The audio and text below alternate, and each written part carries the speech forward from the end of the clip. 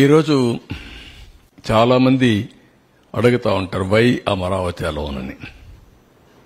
విభజన జరిగింది. విభజన జరిగినాక అప్పట్లో 13 జిల్లాలు.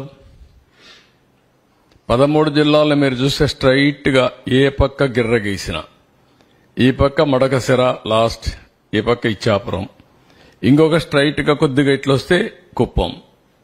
550, 590, ఇక్కడ 594 కిలోమీటర్లు.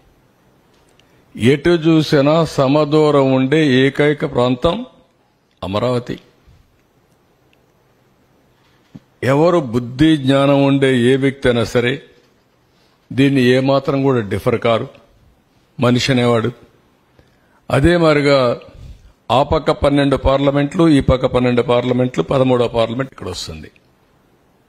దేనికంటే సైంటిఫిక్ బేసిస్ మీకు ఏం కావాలి అమరావతి నిర్ణయించడానికి? దీనికి కులాలు కావాలన్నా, మతాలు కావాలన్నా, ప్రాంతాలు కావాలన్నా, లేదంటే రెచ్చగొట్టాలన్నా? అంటే ఎవరైనా సరే రాష్ట్రం యొక్క భవిష్యత్తును ఆకాంక్షించే ఎలాంటి వ్యక్తి అయినా సరే, అతను కరుడుగట్టిన ఉగ్రవాది అయినా సరే దీనికి ఒప్పుకొని తీరాలి. ఈ నియమనాలతో నాకు అర్థం కావడం లేదు.